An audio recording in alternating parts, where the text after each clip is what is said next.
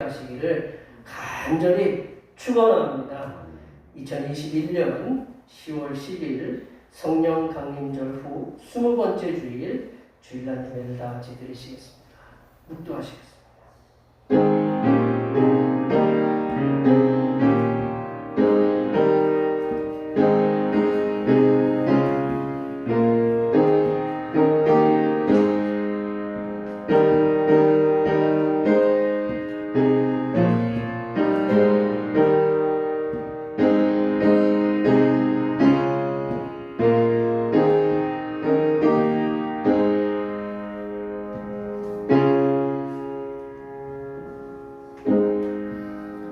온 땅이여 하나님께 즐거운 소리를 낼지어다. 그의 이름의 영광을 찬양하고 영화롭게 찬송할지어다. 온 땅이 주께 경배하고 주를 노래하며 주의 이름을 노래하리다 할지어다. 아멘. 마음이 견고한 자에게 평강에 평강을 더해 주시는 하나님 아버지, 독생자 예수 그리스도의 피로 영원히 멸망할 죄인을 구하여 주시고 영원한 복락을 누릴 수 있는 자격을 얻게 하신 은혜를 진심으로 감사드립니다. 오늘도 말씀을 통하여 주시는 신령한 하늘 은혜와 감격이 그리워 주님께서 세워주신 거룩한 성산으로 달려왔습니다. 이 시간 하늘로부터 내려주시는 은혜의 담비에 새로운 피조물로 거듭나서 죄악된 이 세상을 이기며 하나님께서 맡겨주신 사명을 잘 감당할 수 있도록 결단하는 귀한 시간이 되게 하여 주시옵소서. 세상의 빛과 소망이신 예수님의 이름으로 기원하옵나이다. 아멘. 이 시간 다 같이 일어나셔서 지난 한 주간 동안 우리들이 알게 모르게 지었던 우리의 모든 죄를 반주에 맞추어서 침묵으로 고백하는 고백의 기도를 드리시겠습니다. 기도하시겠습니다.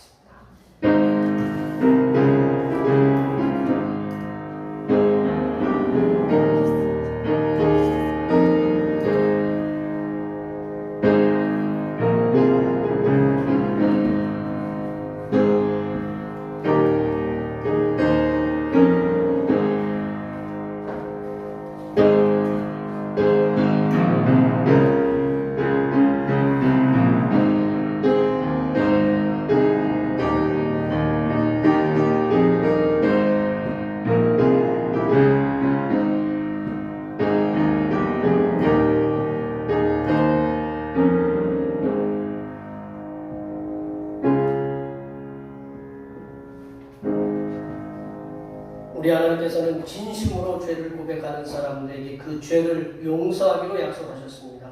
그런즉 누구든지 그리스도 안에 있으면 새로운 피조물이나 이전 것은 지나갔으니 보라 새 것이 되었도다. 이 말씀에 의하여 우리의 죄가 용서받았음을 확신합니다. 아멘. 우리 찬송 나 무엇과도 찬양하시겠습니다.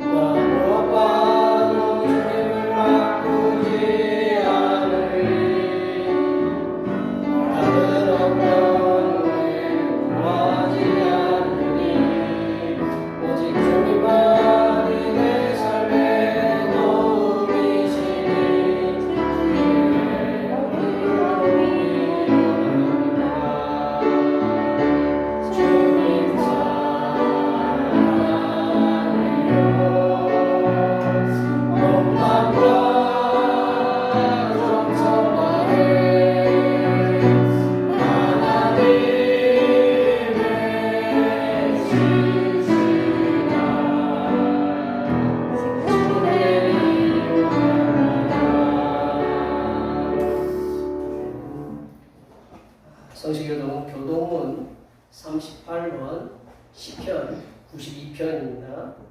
성시교독은 교동문 38번 시편 92편입니다. 지존자여 시편 금과 비파와 수금으로 여호와께 감사하며 주의 이름을 찬양하고 아침마다 주의 인자심을 알리며 밤마다 주의 성실하심을 빼놓니 좋으리이다. 여호와여 주께서 행하신 일로 나를 기쁘게 하셨으니 주의 손이 행하신 일로 말미암아 내가 높이 되리이다. 의인은 정령나무같이 번성하며 레바논의 백향목같이 성장하리로다. 이는 여호와 주의 지셨으며 우리 하나님의 뜰 안에서 번성하리로다. 그는 늙어도 여전히 결실하며 진액이 풍족하고 빛이 청청하니 여호와의 정직하심과 나의 관용의 신과 그에게는 무리가 없으니 선포되리로다. 아멘. 사도신경으로 우리 신 하나님 앞에 고백하시겠습니다. 나는 전능하신 아버지 하나님 천지의 창조주를 믿습니다.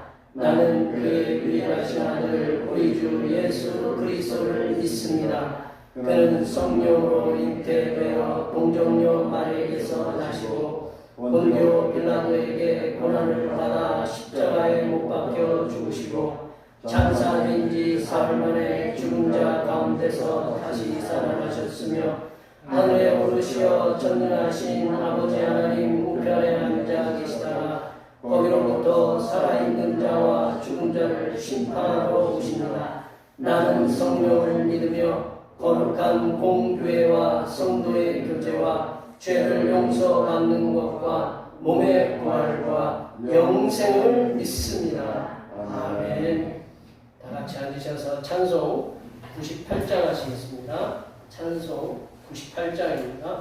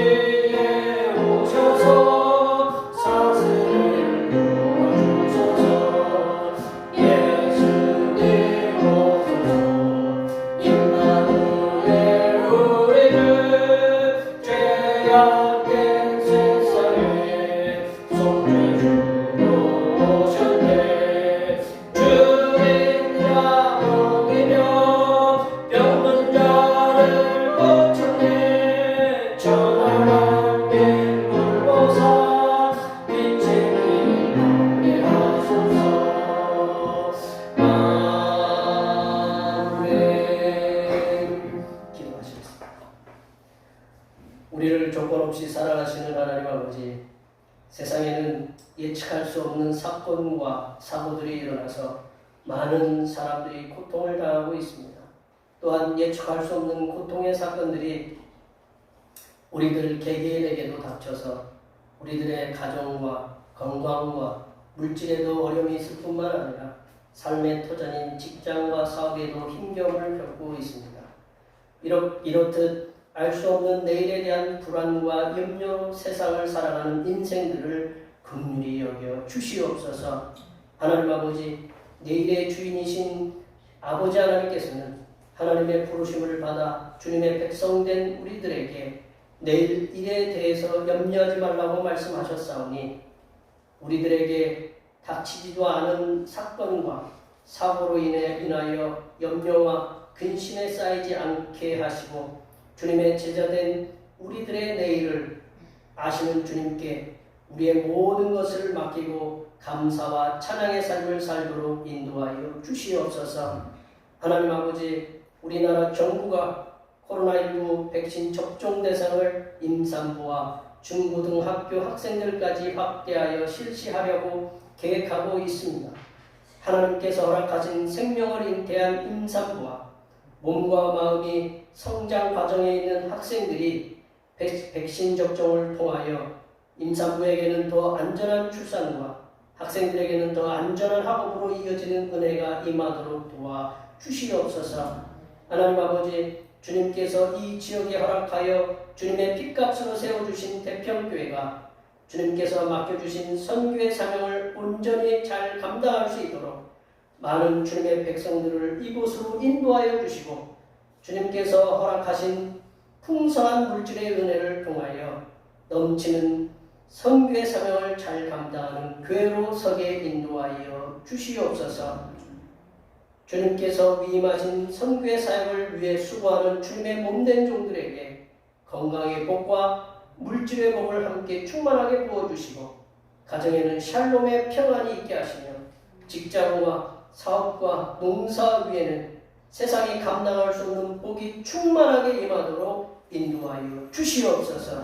하나님 아버지, 이 시간 하늘로부터 내려주시는 생명의 양식인 하나님의 말씀을 듣고자 합니다. 이 말씀을 들을 때에 성삼위일체 하나님께서 베풀어 주시는 평안과 기쁨과 안식이 우리 심령에 충만하게 채워지게 하여 주시옵소서.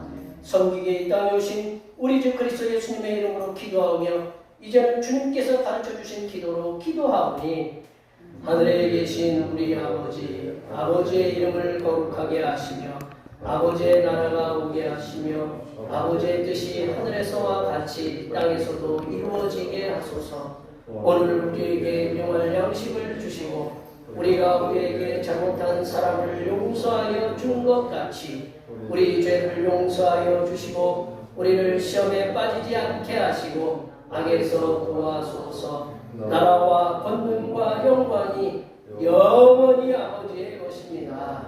아멘.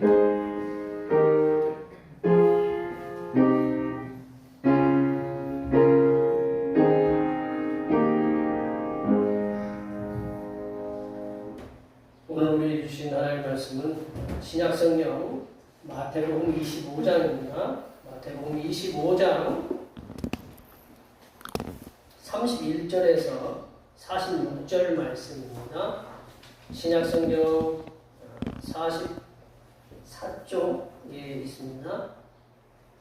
성령 강림절 후 20번째 주일에 주신 하나님의 말씀은 신약성경 마태복음 25장 31절에서 46절 말씀까지입니다.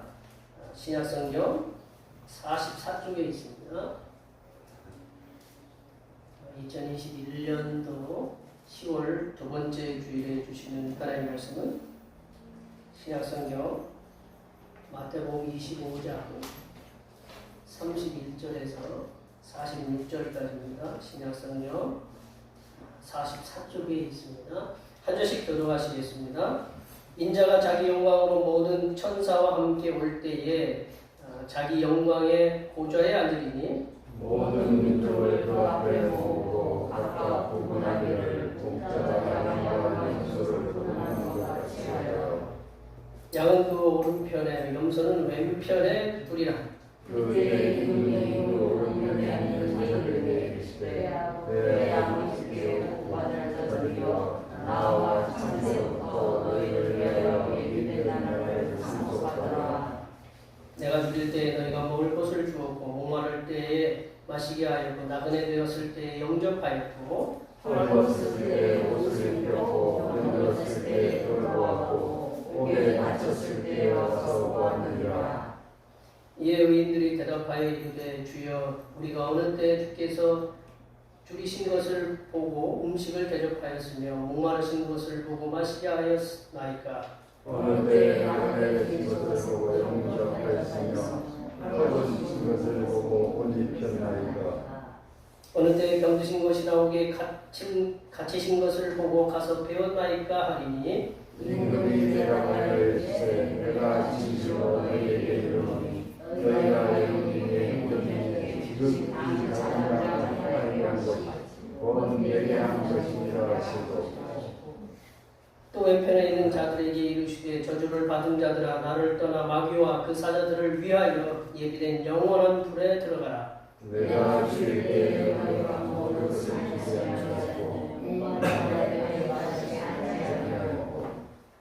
나그네 되었을 때 영접하지 아니하였고 헐벗었을 때 옷 입히지 아니하였고 병들었을 때와 옥에 갇혔을 때에 돌보지 아니하였느니라 하시니 그리고 대답하여 이르되 주여 우리가 그때 주께서 주신 것이나 목마른 것이나 나그네 되신 것이나 헐벗으신 것이나 병드신 것이나 옥에 갇히신 것을 보고 공명하지 아니하였더라. 이에 임금이 대답하여 이르시되 내가 진실로 너에게 이르노니 이 지극히 작은 자 하나에게 하지 아니한 것이 곧 내게 하지 아니한 것이니라 하시리니 그들은 영으로되 너희들은 영생에게 들어가리라 하시니라. 아멘. 오늘은 2021년 10월 둘째 주일이고 성령 강림절고 20번째 주일입니다. 세상에 험한 풍파에 시달린 고난 영혼들에게 평안과 안식을 주시는 성삼위일체 하나님께 항상 감사하시기 바랍니다. 지난주 주일에 재직회를 했었는데 저희 관내라고 하기보다는 저희 이 강 건너편에 있는 그 소태면의 그 교회, 저희 교단은 아닌데 저희 그 교회 중에 한 군데가 이렇게 불이 나서 사택하고 교회하고 전수가 됐어요. 완전히 타버렸어요. 그래서 기독교 충주시 기독교 연합회에서 문자가 날아왔어요. 문자가 날아왔는데 그리고 우리가 가장 가까운 곳이잖아요. 가장 가까운 소태면이고 또 우리 같은 믿음의 형제들인데 또 마침 우리 재직회가 그 시간에 있어서 함께 지난주에 재직회를 했습니다. 우리가 어떻게 하면 도울 수 있을까요? 여쭤봤더니 우리 재직분들이 아주 즐거운 마음으로 지금 거기에 기록된 액수 뭐 이게 또 방송으로 또 이렇게 저기 될 수 있으니까 여기 주보에 기록된 액수만큼 저희들이 선교 후원을 지난주에 했습니다. 그리고 또 우리 권사님 중에 한 분이 개인적으로도 그 교회에 이렇게 헌금을 하신 걸로 이제 제가 알고 있는데 이렇게 믿음의 형제들이 형제들은 우리들이 어려움 당할 때 오늘 본문하고도 거의 비슷하게 이렇게 맞아 들어가거든요. 이렇게 함께 동참해 주셔서 감사드리고 저희 교회가 이만큼 했으면 저쪽 시내에 있는 큰 교회들은 이거보다 이제 뭐 몇십 배는 더 하겠죠, 그죠? 안 그렇겠어요? 네, 쪽수로 봐서 몇십 배를 하면 그 교회는 금방 일어서겠죠? 아멘? 한번 잘 우리가 지켜보시자고요. 기도 많이 해주시고 속 일어설 수 있도록 기도해 주시면 감사하겠습니다. 우리 코로나 확산 방지를 위해서 이렇게 함께 협력해 주셔서 감사합니다. 제가 기도를 했지만 이제 저희 애들도 이렇게 맞으라고 이제 예약을 하라고 이제 했어요. 그래서 예약을 지금 한 상태고 이제 막내도 이제 좀 있으면 예약하라고 하는 상황이거든요.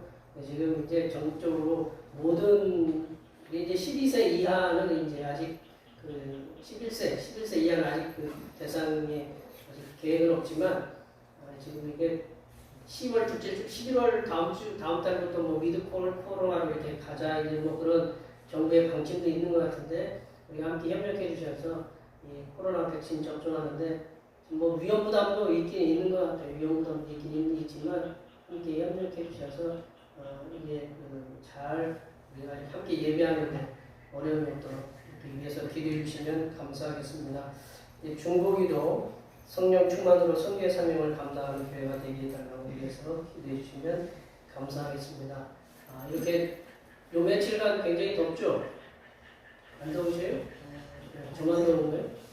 예, 덥죠. 더워지는데 날씨가 이렇게 거꾸로 가는 것 같아서 하여튼 우리 성도님들 이렇게 날씨에 이렇게 변화에 따라서 건강해지지 않도록 우리 앞에 뒤에 계신 분들 건강하라고 축복해 주시고 직장에서도 인정받게 하시고 사업도 잘 될 수 있도록 그리고 가정에 샬롬의 평안이 임할 수 있도록 우리 여기도 고3 수험생 손자를 두신 분들 계셔요.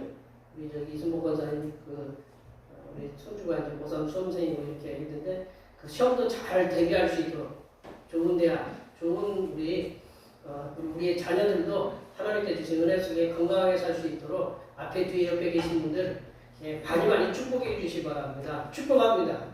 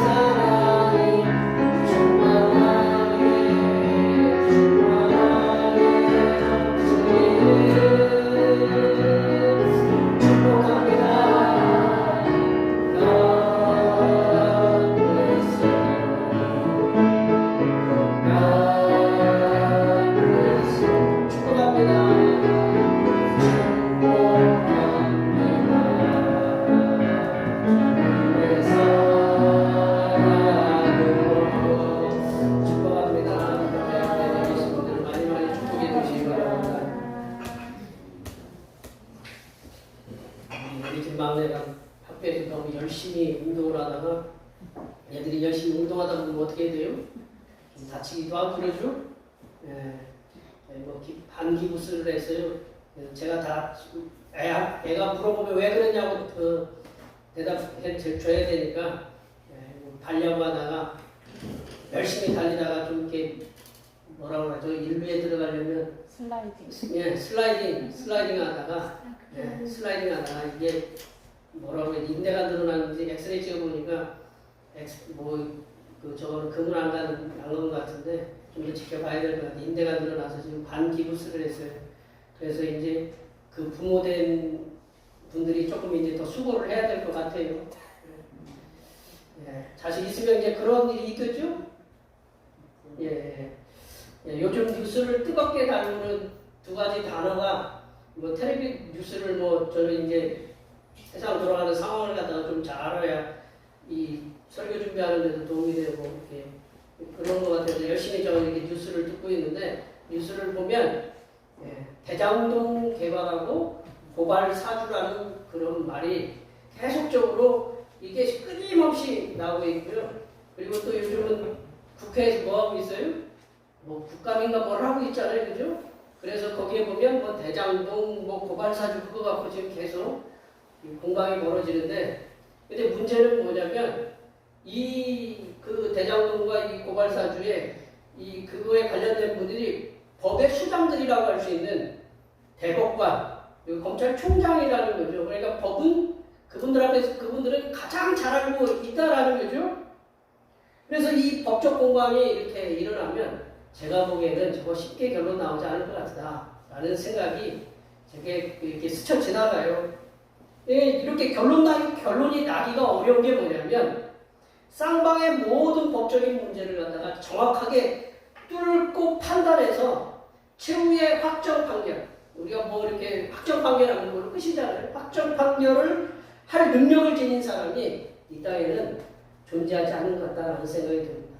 아무리 뛰어난 법관이라도 정확하게 그 사람의 어떤 쉽게 얘기하면 심리적인 것까지도 생각까지도 꿰뚫어보고 그런 확정 판결할 수 있는 그런 능력이 있는 분은 이 땅에 아직은 존재하지 않는 것 같다라는 겁니다. 그걸 제가 이제 월간 잡지 보는 그 잡지에 그런 어떤 책을 소개했는데 그분이 이제 40년 세월을 갖다가 이제 법조계에 30년 세월은 이제 재판관으로서 30년을 근무를 하고 은퇴하고 나서 이제 10년 가까운 세월을 변호사를 했으니 40년 동안 법에 이렇게 몸담고 계신 분이 법에 대한 이 재판에 대한 것이 어떤 제도인가 그거를 당신이 이제 글을 써서 이렇게 어떤 회고하는 식으로 글을 썼는데 그 글의 내용 중에 이런 거 이 법과 제도가 어떤 건가 어떤 취약한 부분이 있는가 쉽게 얘기하면 그런 얘기를 한번 글을 써놓은 게 있는데 제가 한번 잠깐 글을 썼는데요. 제 얘기가 아니고 이 글을 쓰신 분이 40년 동안 재판과 이제 변호사로서 일하신 분인데 법과 재판에 능숙해지기는커녕 40년 동안 하신 분이에요. 40년 동안 하신 분이 이제 법에 대해서 이제 재판에 대해서 그거를 본인이 이제 경험한 거 이게 개인적인 것이라고 할 수 있지만 이게 그분의 어떤 이제 조금 생각이 들어가야 되는데 법과 재판에 능숙해지기는커녕 시간이 지날수록 법과 재판이 참으로 부족하고 불완전한 제도임을 절감하고 있다. 왜 그러냐? 그 뒤에 이제 말이 있는데요. 무정하고 획일적인 법으로 복잡하고 깊은 인간사를 재단하는 것이 얼마나 거친 일인가. 그러니까 우리는 겉으로 보이는 결과물을 갖고 판단하잖아요. 그죠? 내가 사람을 갖다가 쉽게 얘기하면 누구를 때렸어요. 누구를 때렸는데 우리는 때린 것만 보잖아요. 법은. 근데 이 사람이 때린 이유가 있을 거 아니에요. 우리가 지금 죄송한 얘기지만 요즘 아파트 층간소음 때문에 굉장히 힘들어 하잖아요. 그래서 뭐 아래층 분이 위층 올라가가지고 그 부부를 그렇게 하셨는데 뭐 어떤 그거에 우리는 결과론적으로만 보니까 그런 거죠. 근데 이제 두 집 사이에는 뭔가 이렇게 있었겠죠. 근데 그거를 우리는 잘 모른다라는 거죠. 우리는 무조건 결론적인 일로만 우리는 그렇게 보고 저 사람은 나쁜 사람 이렇게 결론을 취급하는데 그렇게 하려니까 이 법이 그냥 획일적이잖아요. 그냥 법에 그냥 잣대에 맞춰서 뭐 살인이면 너는 얼마 그런 것으로 이렇게 형량을 매기니까 이게 복잡하고 깊은 인간사를 재단하는 것이 정말로 어렵다는 거죠. 그래서 그 뒤에 여기는 안 써있지만 그 뒤에 이런 글이 있어요. 안타깝고 회의감 들 때가 한두 번이 아니었다. 이 재판관으로서 안타깝고 회의감이 드는데 재판은 재판해야 돼서 형량은 매겨야 되고. 근데 세상의 법정은 불완전한 제도다. 완전함이 아니라 불완전함이 더 드러나는 곳이다. 오늘 이제 마태복음 25장 31절에서 46절까지 저희들이 읽었잖아요. 이 25장 31절 46절까지는 세상의 법정이 아니라 하늘의 법정이라는 거죠. 뭐 영어로는 코트라고 그래요. 코트. 뭐 테니스 코트만 코트가 아니라 법정이라는 게 하늘의 법정이다. 하늘의 법정. 세상의 법정이 불완전함을 면치 못하는 법정이라면 온 우주에 완전으로 충만하신 이 전능하신 창조주 하나님께서 재판관으로 계시기 때문에 불완전함이 조금도 없는 그야말로 완전함이 충만한 법정이다. 왜냐하면요. 하나님은 뭐까지 꿰뚫어 보세요? 겉으로 일어난 사건뿐만 아니라 뭐도 보세요? 속에서 일어나는 것도 다 알아요. 왜 그런 마음을 갖고 있는지 우리가 그렇잖아요. 우리가 하나님 앞에 나와서 기도하고 회개할 수 있는 건 뭐냐면 내 속에 있는 것 내가 사람을 갖다가 이렇게 같이 쳐다보고 있어도 내가 이렇게 쳐다보고 있으면서 속으로는 무슨 생각하고 있는지 모르잖아요. 겉으로는 막 희도 웃고 이제 좋은 얘기 해주지만 속으로는 이 썩을 놈 어디 가서 죄송합니다. 표현이 이래서 속으로는 어떤 생각인지 몰라요. 그러나 하나님은 그 속까지 다 알고 계신다. 하나님은 뭐를 보신다고 그랬어요? 다윗의 뭐를 봤어요? 중심을 보셨잖아요. 그래서 이세 여러 아들 중에 막내인 다윗을 갖다가 선택해서 다윗 왕으로 세우시잖아요. 왜냐하면 중심을 보시기 때문에 그렇다는 거죠. 그야말로 하나님은 완전한 신이 충만하다고 하는 거죠. 사람의 겉으로 드러나는 것도 보실 뿐만 아니라 왜 그런지 그 동기까지도 그 마음까지도 그 성장 배경까지도 다 아시는 분이 바로 하나님이시다. 그러니까 하나님은 재판하실 수 있는 그런 능력이 권한이 있으신 거예요. 이 재판관처럼, 앞서 고백한 재판관처럼 자기는 부족하다라는 것을 인정하자는 거잖아요. 세상의 모든 인생들을 꿰뚫어 보시고 모든 인생사를 알고 계시는 완전하신 하나님께서 완전하신 그 재판장으로서 모든 민족을 그 앞에 모으시고 재판하여 나누신다.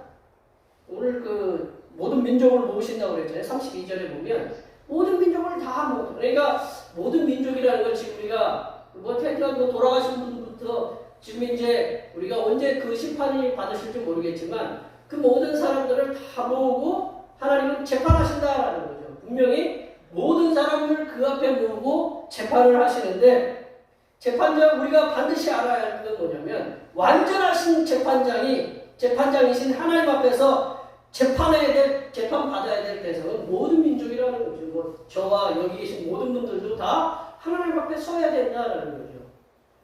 저도 운전하다가 갑자기 경찰차가 나타나면 이 잘못한 것도 없는데 이게 갑자기 어떻게 돼요?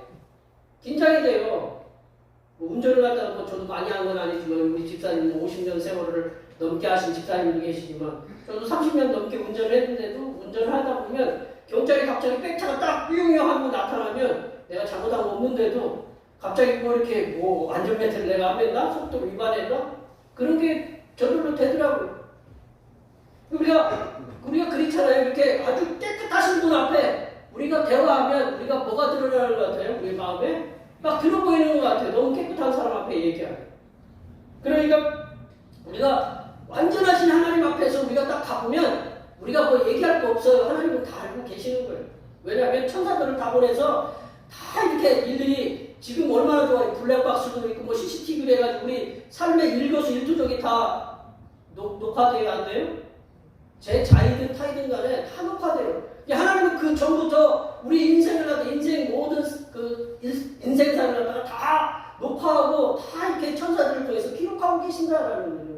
그러니까 우리들이 하나님 앞에서 핑계댈 수가 없다라는 거죠. 우리가 하나님이 너 이렇게 결론을 내리면 그걸 끝이다. 그러니까 우리가 어떻게 해야 돼요? 하나님 앞에? 하나님 앞에 잘해야 돼요. 이제 잘해야 된다고 말을 밖에 없어요. 어느 누구 하나 믿는 사람이나 믿지 않는 사람이나 그 재판에 제외됨이 없다. 뭐 이렇게 잘했던 사람이나 못했던 사람이나 다 하나님 앞에 서게 된다라는 거죠. 우리 32절 말씀을 한번 읽어볼까요? 32절 말씀 다 제가 보겠습니다. 모든 민족을 그 앞에 모으고 각각 구분하기를 목자가 양과 염소를 구분하는 것과 같이 하여. 그러니까 왜 목자가 양과 염소를 구분하는 것 같이 하여? 뭐 컴퓨터는 숫자를 하다가 몇 개 알고 있어요? 0과 1밖에 몰라요. 컴퓨터는 01, 01, 01 그걸로 다 해요. 그 0과 1밖에 구분을 못해요.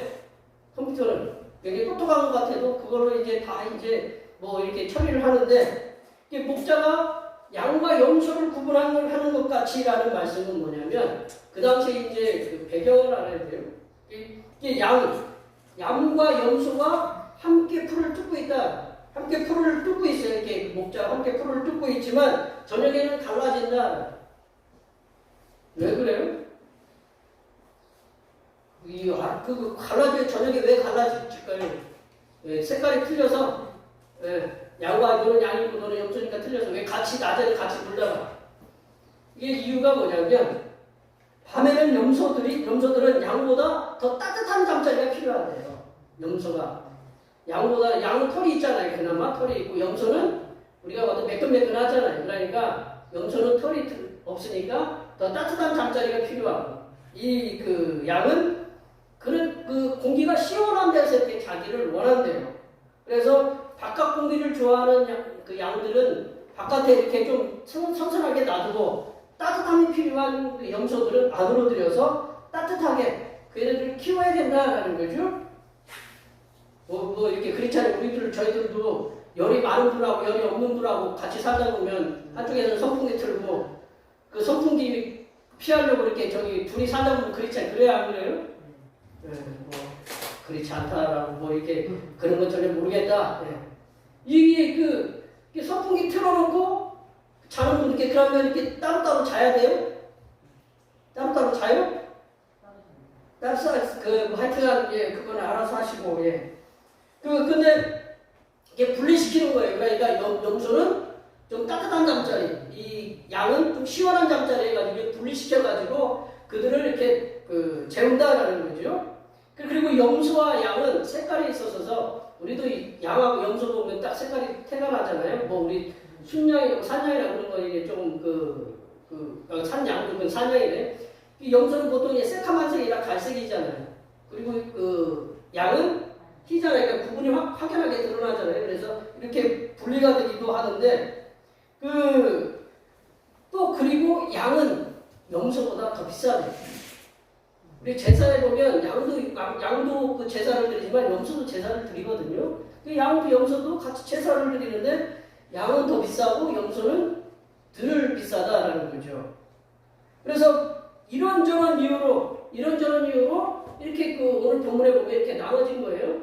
다른 어떤 이교도 다른 뭐 이렇게 종교를 갖고 있는 그런 이교도에 보면 꿈 행복법이 있는데 양이 보이면 길조라고 해서 좋아한대요. 그리고 염소가 보이면 아 이거 흉조다라고 해요. 그러니까 이게 양과 염소는 뭐 지들 잘못이 아니에요. 이렇게 그게 뭐냐 색깔하고 이 어떤 이 사람들의 호불호에 따라서 양은 좋아하는 거고 염소는 조금 거치는 거죠. 근데 왜 목자들이 양과 염소를 함께 키울까요? 왜 목양을 같이 할까요? 차라리 뭐 이렇게 귀찮잖아요. 맨날 이렇게 구분시켜서 이렇게 재우고 저기 하는데 뭐 비율로 봐서는 양이 훨씬 많을 거고 염소가 이렇게 많지는 않을 거예요. 근데 양과 염소를 왜 섞여서 이렇게 키울까요? 섞여서 키우는 이유가 있을 거 아니에요. 뭐 양을 더 많이 키우면 되잖아요. 차라리 염소 키우는 것보다. 이유가 있겠죠? 예? 뭐 이유가 있겠죠? 그렇지 이유가 있으니까 제가 여쭤보는 거죠. 그래서 아시나 물어보는 거죠.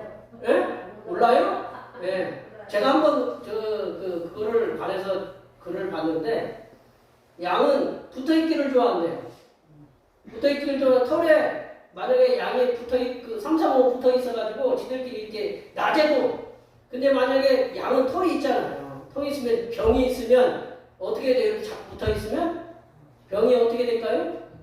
옮기잖아요. 코로나19도 지금 붙어있어도 마스크 벗고 뭐 음식 먹고 하다가 뭐 저기 하다 보면 저기 하잖아요. 그럼 붙어있으면 질병이 자꾸 옮겨져요. 근데 염소는 그 꼴을 못 본대. 염소 양들이 모여있는 꼴을 못 본대. 그래가지고 그 모여있다 싶으면 삼삼오오 이렇게 모여있어서 좀 있다 싶으면 가가지고 엉덩이를 갖다가 툭 봤는데요. 그러면 어떻게 해요? 서로 떨어져. 그러면 어떻게 돼요? 질병이 없어서 생기지를 않는 거죠. 그게 굉장히 이게 지혜죠, 지혜. 근데 그래서 염소가 붙어있는 양들을 들이받아가지고 흩어지게 하는 역할을 하기 때문에 예방 효과도 있어서 함께 목양한다라는 글을 읽은 적이 있어요. 이런 양과 염소의 역할은 분명해요. 근데 뭐 오늘 본문에 보면 양은 오른쪽, 염소는 왼편 이렇게 두잖아요. 예수님께서는 해필이면 최후의 심판 자리에서 목자가 밤에 양과 염소를 분리하여 재우는 것처럼 그렇게 심판하신다는 거죠. 양은 오른편, 염소는 왼편에. 최후의 심판 자리에서 심판자이신 예수님과 전능하신 하나님께서 양과 염소를 분리하시는데 그 심판장이시며 재판장이시며 창조주이신 전능하신 하나님의 보좌. 예수님 하나님이 앉아 계신 거 혹시 보셨어요? 못 봤죠. 근데 스데반은 봤다고 해요. 스데반이 돌 맞고 돌 정도 맞아서 순교할 때가 돼야 이렇게 보이는데 우리는 어떻게 해야 돼요? 돌 맞고 순교할 정도가 돼야 되는데 그 정도는 우리가 지금 아직 하여튼 주님의 보좌를 보겠다 그렇게 싶으면 돌 맞을 정도로 그러면 되죠. 근데 돌 맞을 때 예수님이 하나님의 보좌 우편에 앉아 계신다는 걸 봤어요. 그러니까 하나님이 앉아 계신다. 앉아 계신다는 건 누구의 생각 표현이에요? 우리 표현이죠. 우리 표현이죠. 왜냐하면 하나님이 안 보이시잖아요. 하나님 보좌가 있다는 걸 잘 모르지만 이게 하나님이 앉아 계신다라고 성경에서는 기록하고 있어요. 그래서 성경에서 하나님을 중심으로 인해서 하나님이 크신 분인지 작으신 분인지 온 우주에 충만하신 분이신데 하나님 기준으로 해서 오른쪽은 양, 왼쪽은 염소를 이렇게 두었어요. 우리 33절 볼까요? 33절을 읽어보겠습니다. 양은 그 오른편에, 염소는 왼편에 두리라. 고대 문헌에 의하면 예외 없이 좌우 방향 중에 어느 편을, 오른쪽 왼쪽 중에 어느 편을 더 좋아해요? 오른편을 더 좋아해요. 그래서 늘 우리가 글씨 쓸 때도 밥을 먹을 때도 어느 쪽이 우선이에요? 오른쪽이 우선이에요. 그래서 저도 고생 많이 했습니다. 저도 왼손잡이인데. 그러면 오른쪽으로 자꾸 해야 되잖아요. 그죠? 심판을 그린 광경에서는 예외 없이 어느 곳이나 심판을 그린 광경에서는 오른쪽에는 양, 왼쪽에는 염소 그렇게 구분을 했다는 거예요. 그래서 오른쪽은 의인이고 왼쪽은 죄인이다라는 거죠. 그럼 굉장히 불공평하잖아요. 무슨 차별하는 것도 아니고, 그죠? 그런데 그 당시에 그렇게 됐다는 거죠. 성경에서도 예외 없이 왼쪽보다는 오른쪽을 더 선호하는 것을 성경에서도 분명히 기록해요. 대표적인 예를 들어서 우리가 지난번에도 한번 살펴봤지만 예를 들어 아주 유명한 말씀인데 한번 우리가 다 같이 한번 읽어 보겠습니다. 두려워하지 말라. 내가 너와 함께하리라. 놀라지 말라. 나는 내 하나님이 되리라. 내가 너를 굳세게 하리라. 참으로 너를 도와주리라. 참으로 나의 의로운 오른손으로 너를 붙들리라. 여호와께서 이스라엘 백성들을 나의 의로운 오른손으로 너를 붙들리라 말씀하셨어요. 이 말씀에서 알 수 있듯이 오른쪽은 어떤 쪽이에요? 의로운 쪽이에요. 의로운 쪽. 영어로 보면 righteous, right라고 이렇게 영어에 나오는데 righteous나 right나 똑같은 단어예요. 의로운 오른손. 그래서 오른쪽은 의롭고 오른편이에요. 의인이다라는 거죠. 그리고 왼편은 불법적이고 불의적이고 틀렸다라는 거죠. 죄인이다라는 거죠.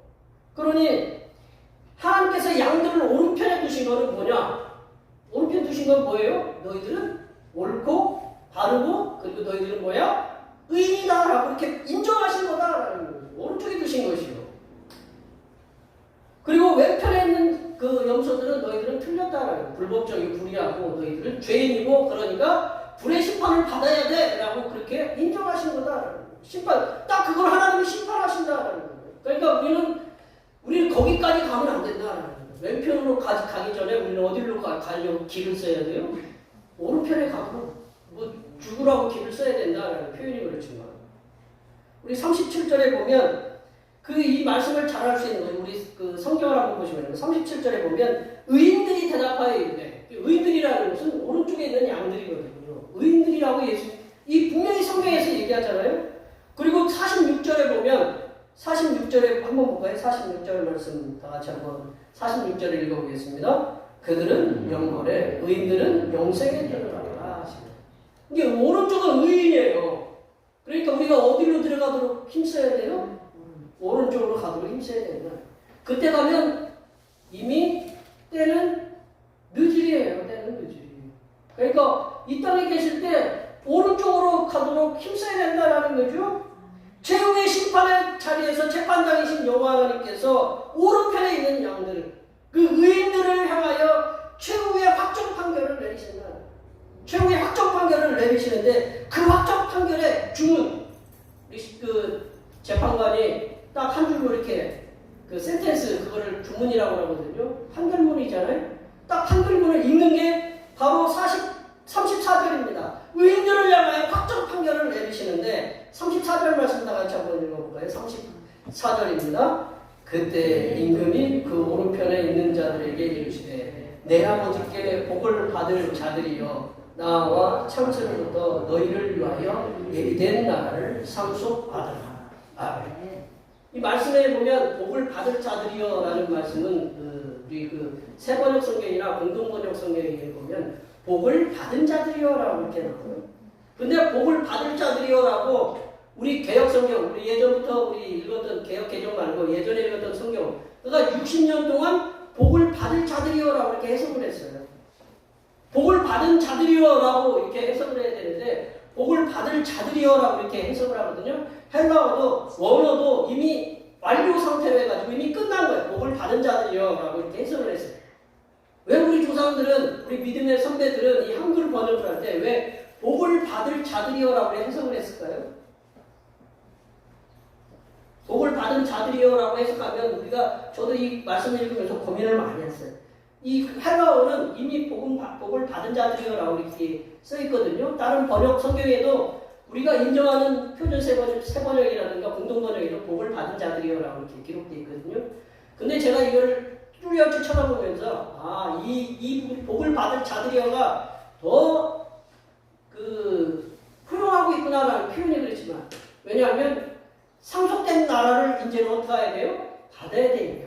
이미 이들은 하나님의 은혜를 받은 자들이에요. 하나님의 은혜를 받은 자들이지만 앞으로 지금 하나님께서 상속을 갖다가 어떻게 해야 돼요? 상속된 나라를 받아야 될 자들이거든요. 그래서 우리 믿음의 선배들은 이 해석할 때 너희들은 상속된 나라를 받는 그 복을 받을 자들이다 이렇게 해석했다고 저는 그렇게 생각해요. 그러니까 우리는 그 오른편에 있는 사람들은 이제 하나님의 나라를 이미 은혜를 받고 하나님의 은혜를 충분히 받았고 그리고 앞으로 우리가 천국에 하나님께서 예배해 놓으신 그 하나님 놀라운 그 하나님의 나라에 들어갈 그런 상속을 받은 받을 상속자다라는 것을 여기서 얘기해주고 있다. 그런 복을 받을 자들이라고 얘기하고 있다라는 거죠. 이제 재판장이신 하나님과 예수님께서는 오른편에 있는 그 양들을 향해서 하나님 나라를 상속받으라는 확정 판결, 그 복을 내리셨는데 그 오른편에 있는 양들이 어떻게 의인이 되었는가? 우리가 어떻게 의인이 되었는가 하고 따라가야 되잖아요. 이 사람들이 어떻게 의인이 되었는가? 그래서 하나님 나라를 상속받을 수 있었을까? 우리가 그거를 갖다가 잘 눈여겨봐야 되잖아요. 그것은 그들이 이 땅에서 행한 행동으로 인해서 의인이 되는 거다. 오늘 보면 제가 시간이 이제 없어서 이제 왼편에 있는 분들은 얘기를 했지만 오늘 왼편에 있는 분이나 오른편에 있는 분이나 그 내용 보면 똑같이 하나님께서 똑같이 뭐라고 하냐면 너에게 그 오른편에 있는 자들에게는 그것도 말씀하시겠지만 그들이 행한 6가지 행동이 있고 반대로 왼편에 있는 자들은 그들이 행하지 않은 6가지가 있어요. 그래 그 행위를 했느냐 하지 않았느냐에 따라서 오른편 왼편으로 나눠진다. 의인의 행동은 지극히 작은 자를 영접했다. 지극히 작은 자. 미스트라고 영어로는 보니까 이게 써야 되는데 지극히 작은 자. 우리 40절 볼까요? 그들이 의인이 된 양이 된 의인으로서 오른편에 양으로서 서게 된 그들의 행동이 뭔가? 40절 말씀을 다 같이 읽어보겠습니다. 임금이 대답하여 이르시되 내가 지극실로 너희에게 이르노니 너희가 여기 내 형제 중에 지극히 작은 자 하나에게 한 것이 곧 내게 한 것이니라 하시고 우리 뒤에 가서 또 살펴보겠지만 지극히 작은 자는 아주 보잘것없는 그리고 중요하지 않은 자를 가르쳐요. 우리는 누구를 대접하기로 해요. 좀 나에게 영향력을 줘서 나를 좀 이끌어주고 또 뭐 직장이라든가 사업이 잘 될 수 있도록 우리 길을 열어주는 그리고 내가 정계에 어디에 뭐 진출할 수 있도록 나를 갖다 이렇게 보호해줄 수 있는 그런 사람 만나기 원해요. 그러나 예수님은 뭐를 얘기하느냐 아주 보잘것없는 지극히 작은 자 나에게 아무런 영향력도 주지 않고 도리어 어떻게 내가 손을 내밀면 좀 내가 손해보는 듯한 그런 분들에게 그런 사람을 갖다가 대접하는 것 그 보잘것없는 중요하지 않은 자를 대접하는 것을 이 예수님 우리의 창조주이신 하나님께서는 그걸 보고 계시고 기억하고 계셨다라는 거죠. 예수님께서는 당신 의인과 함께 있는 그 형제는 형제만 가리키는 게 아니에요. 차별하는 게 아니라 형제는 형제 자매를 가리키는 겁니다. 분명히 예수님 뭐라고 하지 마세요. 여기는 형제라는 건 형제 자매 모두를 가리키는 거예요. 형제 자매 중에 지극히 작은 자, 보잘것없고 아주 중요하지 않은 자 그런 사람을 대접한 것을 누구를 대접했다고 그래요? 나를 대접했다고 이렇게 보시는 거다라는 거죠. 그러니까 우리가 예수님이 그런 거예요. 예수님이 그 보잘것없는 자를 대접한 것은 바로 나를 대접한 것과 동일시하는 것. 예수님이 그러니까 우리가 어떻게 해야 돼요? 정신 바짝 차리고 눈 뜨고 누가 보잘것없는 분인가 그렇게 표현하면 안 되지만 우리가 잘 보고 살아야 된다는 거죠. 그러면 의인들이 지극히 작은 자들에게 행한 행동이 뭘까요?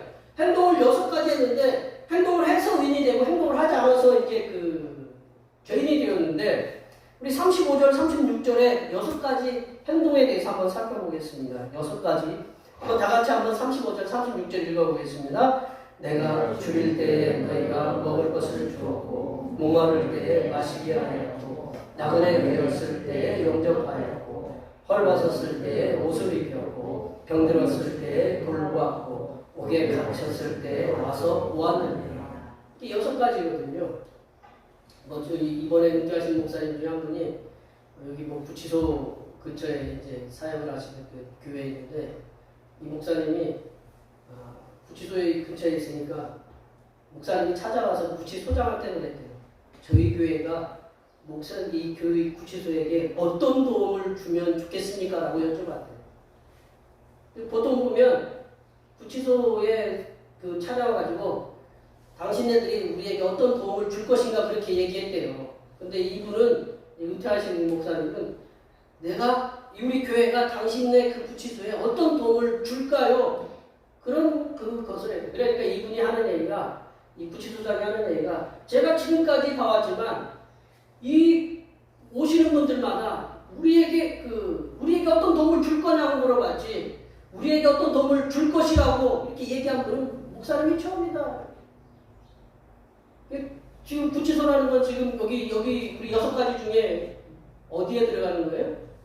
옥에 갇힌 자를 돌보는 거거든요. 옥에 갇힌 자. 그러니까 보면 의인들은 지극히 작은 자들에게 배고플 때 먹을 걸 줬어요. 그리고 목마를 때 물을 주어 마시게 했고 나그네 되었을 때 영접하여 벌었을 때 옷을 입혀주었고 병들었을 때 병문해 주었고 병문 안에 주었고 억울할 때 억울해서 옥에 갇혔을 때 그 감옥에 가서 위문해 주었다라는 거죠. 근데 이 6가지 일 쉬울까요? 어려울까요? 배고플 때 누가 배고픈 분들 뭐 사 먹으라고 돈 줄 수 있어요? 없어요? 저도 가끔 몇 주 전에도 그분 공개 그분 이름도 모르니까 몇 주 전에 어떤 분이 와가지고 우리 교회 오면 레파토리가 있어요. 교회 이제 차비나 이제 먹을 걸 달라 이제. 근데 그게 이게 교회 돌아다니면서 이제 그런 분들이 계셔요.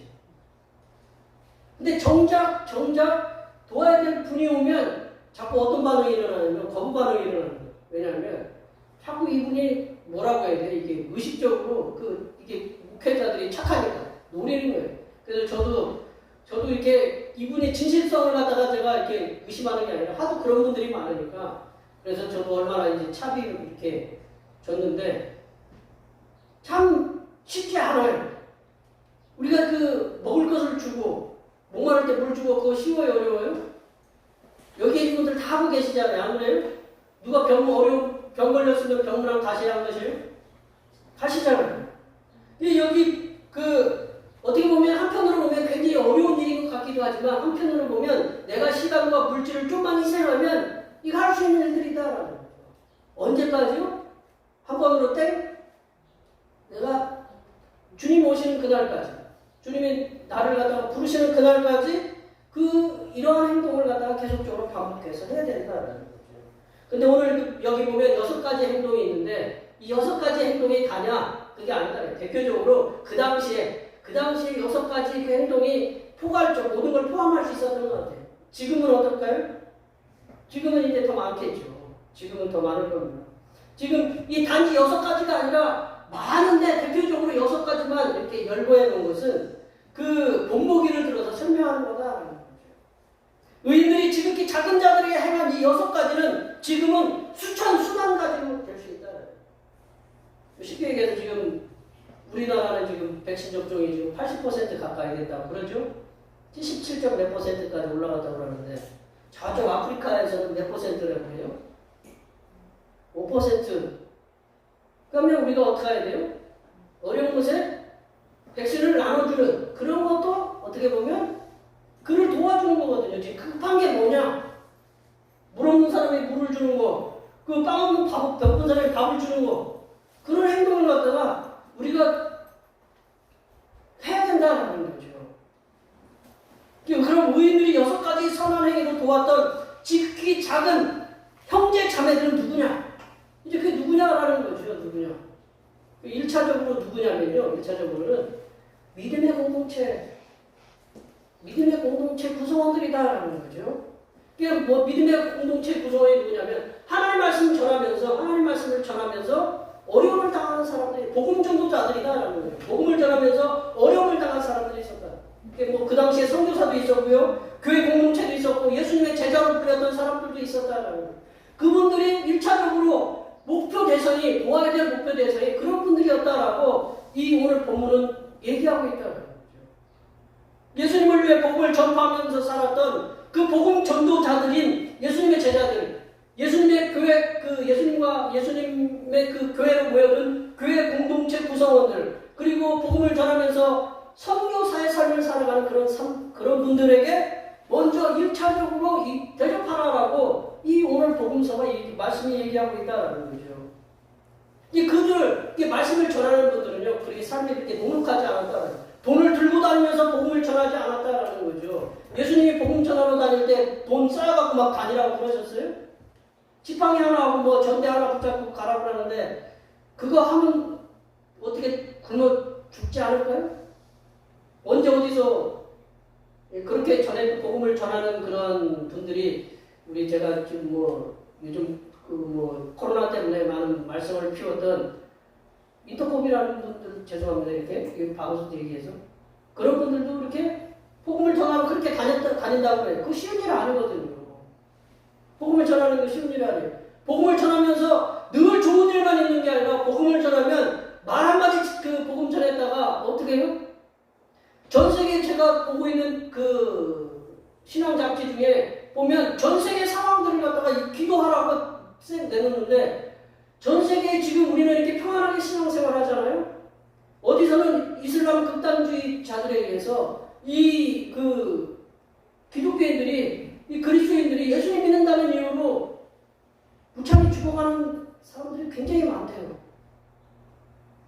우리는 지금 편하게 신앙생활 하지만 지금 21세기 최첨단을 갖다가 우주로 이렇게 그 우주선을 쏘아 올리는 이 시간에도 무슬림과 우리 기독교인들 간에 이렇게 어떤 관계에서 있는데 우리 계속 기독교인들이 죽어가는 사람들이 많다라는 거예요. 순교하는 분들이 많다라는 거예요. 그 예로 사도 바울도 복음을 전하면서 늘 평안하게 복음을 전하지 않았다라는 겁니다. 복음 전도할 때 그 사도 바울도 5대 하나에 40에 하나 감암매를 갖다가 5번 맞았다는 겁니다. 39대를 갖다가 한번 5번 맞아보세요. 여기 싱가포르에요. 싱가포르에 지금도 이 태장의 형벌이 있답니다. 태장의 형벌이 있어서 그때 거기 싱가포르 좀 죄송합니다. 여성분들이 살기 좀 좋은 동네래요. 왜냐하면 남성들이 괜히 여성들한테 잘못하잖아요. 그러면 가가지고 잡혀들여가지고 태장을 맞는데요. 태장을 맞는데 한 대가 2대 맞으면 정신 질환이 온대요. 얼마나 세게 맞는지. 이 사도 바울은 복음을 전하면서 이 뇌도 이렇게 수도 없이 맞고, 그리고 배고픔, 헐벗음, 그런 옷도 없고, 그런 것들이 자기 일상이었다고 이렇게 사도 바울은 고린도전서 11장에도 기록하고 있고, 고린도전서 4장에도 기록하고 있고, 고린도후서 11장 23절, 27절에서 그렇게 장황하게 열거하고 있다는 거예요. 복음 전도자들은 삶이 녹록하지 않다는 거죠. 지금 우리 코로나 지금 19 때문에 선교사들이 굉장히 어려움을 겪고 지금 다 들어오잖아요. 지금 중국에서는 자꾸 쫓아내잖아요, 선교사들. 쉽지 않은 상황이에요. 그러니까 우리가 1차적으로 이렇게 복음을 위해 힘쓰는 사람들을 위해서 우리가 선교를 해야 된다. 그러니까 이 지극히 작은 자들이라는 것이 우리가 먼저는 이 교회 공동체 구성원 중에 주님을 위해서 희생하고 있는 그들을 향해서 우리가 눈을 먼저 돌려라 라고 예수님이 얘기하고 있는 거예요. 그리고 두 번째는 이 시대의 복음 전도자들도 잘 대접하라는 얘기겠죠. 그리고 두 번째는 지극히 작은 자들은 옛날이나 지금을 막론하고 가난하고 배고프고 헐벗고 병에 들고 힘이 없어서 억울하게 감옥에 갇히고, 그리고 좀 더 나은 삶을 위해서 고향을 떠나는 그런 우리가 쉽게 얘기하면 캐러건 차들 말고요, 우리가 난민들 캐러건처럼 자기 고향을 버리고 좋은 나라, 더 나은 삶을 살아가는 캐러건이라든가 난민이라든가 그들을 향해서 우리가 손을 내밀어야 된다는 거죠. 그리고 보면 또 우리나라에 온 이주 노동자들, 또 지금 아프가니스탄에서 이렇게 온 분들 있잖아요. 400몇 명? 이런 그 다문화 백성들, 그들을 향해서 우리가 손을 내미는 것도 그것이 바로 뭐냐? 이 작은 자를, 지극히 작은 자, 예수님을 영접하는 것과 똑같다라는 거죠. 전 세계적으로 볼 때요, 자신의 잘못에 의해서 가난해지기보다는 권력을 가진 자들에 의한 횡포 위해서 가난해져서 병들고 옥에 갇힌 자들이 더 많이 있다. 뉴스 보셨어요? 미국의 무슨 400대 가쁜 거예요? 400대 가부 그 방송을 봤는데 그분들은 이 코로나 시기에 돈을 더 많이 벌었을까요? 손해봤을까요? 돈을 훨씬 많이 벌었대요. 훨씬 많이 벌으면 어떻게 해야 돼요? 돈 많이 번 거를 누구 때문에 돈 번 거예요? 사람들 때문에 돈 벌었으니까 어떻게 해야 돼요? 기부를 해야 되잖아요. 근데 기부는 더 내려갔다는 거예요. 돈은 더 많이 벌었는데 부자들이 더 많이 벌었는데 기부는 더 못한다라는 거죠. 제일 많이 하시는 분이 워런 버핏이라고 뭐 투자의 귀재 그분이 뭐 하여튼 정확하게 얼마 액수는 기억 못하지만 엄청난 숫자의 그 돈을 기부했다고 그래요. 그러니까 이 전 세계적으로 볼 때 이 잘 사는 사람은 잘 살고 못 사는 사람은 못 살아.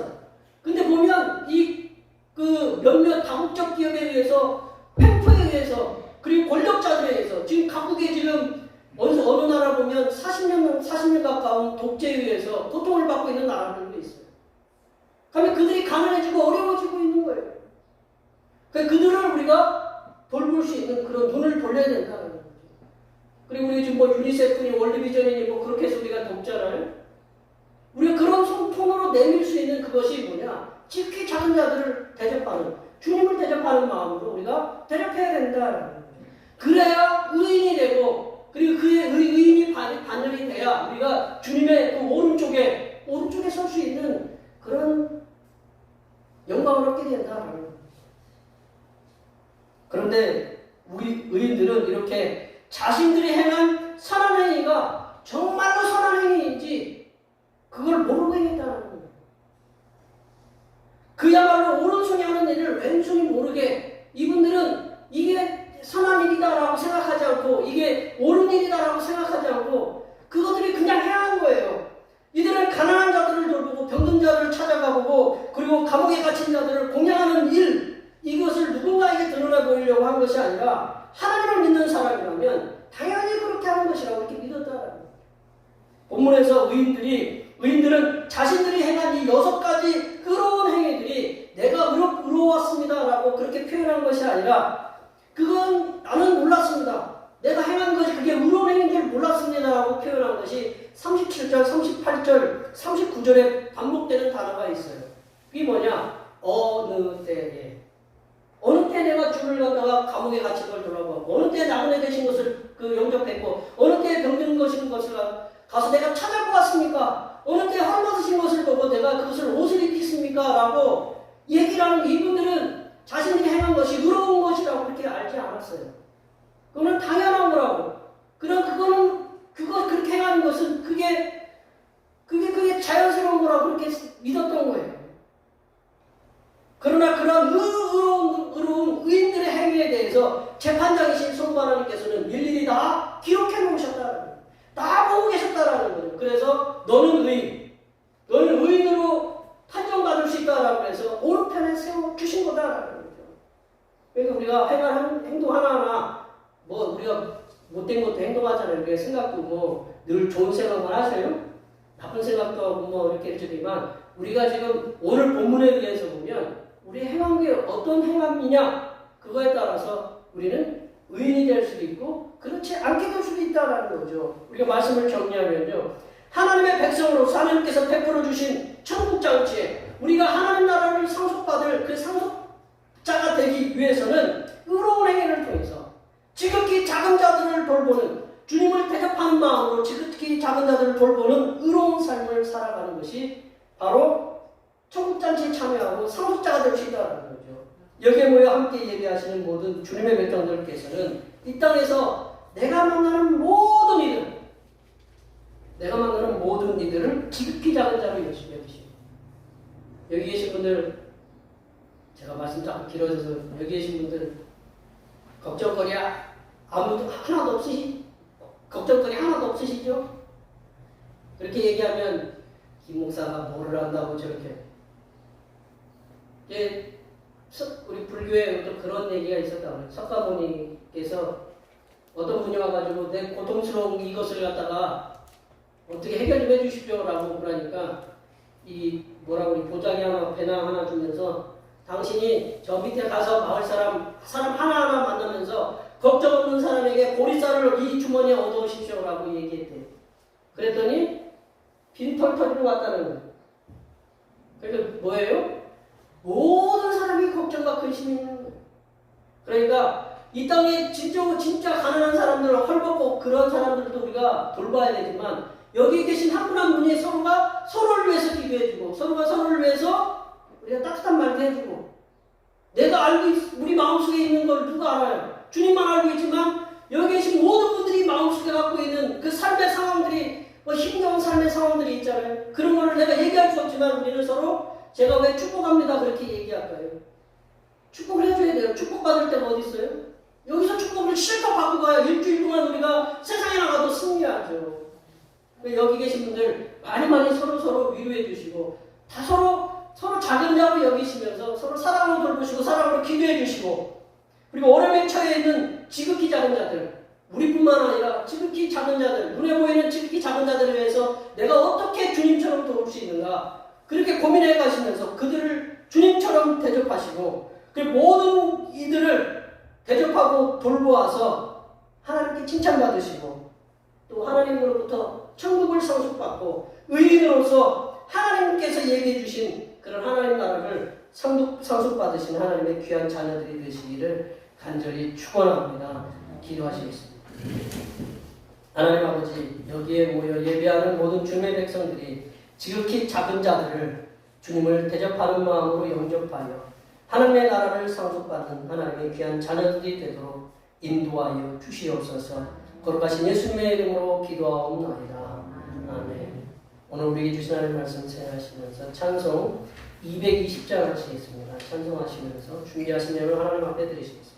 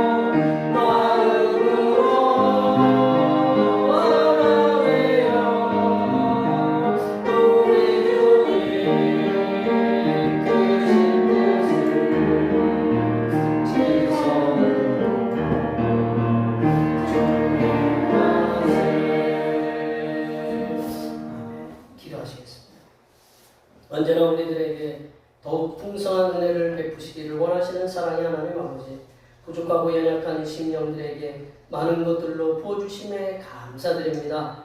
우리들에게 믿음을 주셔서 감사합니다. 건강을 주심에 감사합니다.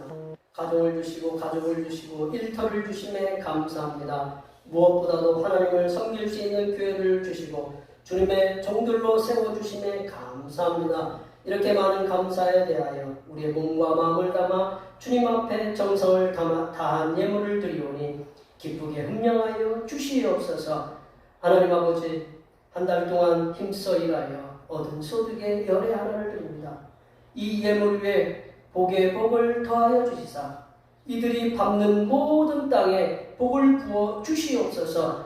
또한 바친 손길들 위에 언제나 함께 하시사 건강으로 근심하지 않게 하시고 자녀들을 위하여 기도하였던 기도의 모든 제목들이 다 응답되어 기쁨이 넘치는 가정과 직장과 사업터가 되게 인도하여 주시옵소서. 하나님 아버지, 모든 일에 함께하여 주시고 인도하심에 감사하여 감사의 예물을 드립니다. 보이시지는 않지만 우리를 항상 도우시고 힘과 용기를 주신 하나님께 감사하여 감사의 예물을 드립니다. 하나님의 깊고 크신 사랑을 깨닫고 알게 하심에 감사하여 감사의 예물을 드립니다. 이렇게 여러 가지 모양으로 하나님 앞에 감사의 예물을 드렸사오니 감사의 예물을 드린 손길들 위해 항상 감사가 넘쳐나게 하시며 고난을 만날 때에 예수님을 의지하여 승리하는 하나님의 자녀들로 인도하여 주시옵소서. 하나님 아버지, 변함없는 마음으로 주님 앞에 주일원금을 드립니다. 이 한 주간도 주님께서 그들을 측량할 수 없으신 은혜와 섭리 가운데 복된 길로 인도하여 주시옵소서. 하나님 나라 확장을 위해서 선교 헌금을 드립니다. 대평교회 선교의 지경이 이 대평촌을 넘어서 세계로 확장되는 은혜가 있게 하시고 다친 손길들의 삶이 더 풍성하게 선교하는 은혜가 임하도록 물질의 복을 충만하게 부어 주시옵소서. 주님께서 이 땅에 보내주신 생일을 맞이하여 생일헌금을 드립니다. 다가오는 명년의 생일까지도 건강하고 복되게 지켜 주시옵소서. 하나님 아버지, 주님의 몸된 교회를 위하여 헌신하고 봉사하는 손길들의 수고를 반드시 기억하여 주시사 하늘로부터 내려주신 은혜가 충만하게 임하도록 도와 주시옵소서. 찬양봉사와 헌금위원과 재정위원과 안내위원과 교회 청소로 그 외에 보이지 않는 곳에서 남모르게 수고하는 여러 손길들을 위해 하나님께서 보여주시는 새로운 비전들을 보게 하시고 이 땅에서 바라고 소원하는 모든 기도의 제목들이 다 응답받는 역사가 일어나게 하여 주시옵소서. 거룩하신 예수님의 이름으로 기도하옵나이다. 아멘. 다 같이 일어나셔서 사명선언을 제청하시겠습니다. 대평교회 사명선언문. 대평교회의 사명은 하나님께서 우리와 함께 하시는 절대 믿음과 우리 가족을 사랑하고 구원하여 주심과 교회를 부흥시켜 주심을 비전 삼아 지역과 나라와 세계의 소금과 빛의 사명을 감당하는 것입니다. 믿음으로 하나님을 기쁘시게. 아멘. 변화하고 제창하시겠습니다. 말씀으로 변화를 받아 세상을 회복시키자. 결단의 찬송 부흥하시겠습니다.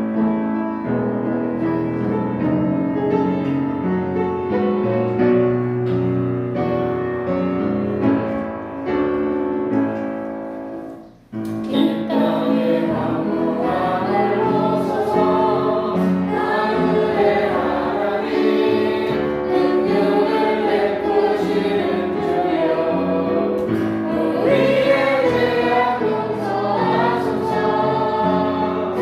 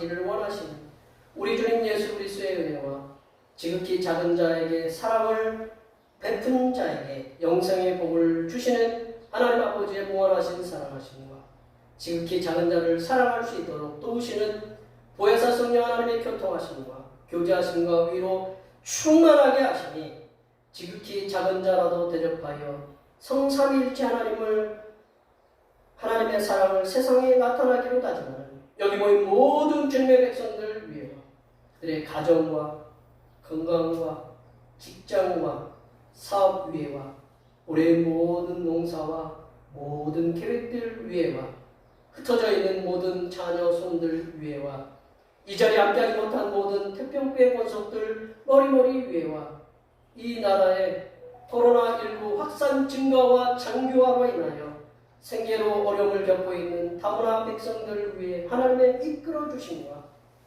화산 폭발로 생계의 위협을 받고 있는 스페인 라팔마 성 백성들 위해 하나님의 도와주심이 이제로부터 영원토록 함께하옵시기를 간절히 축원하옵나이다.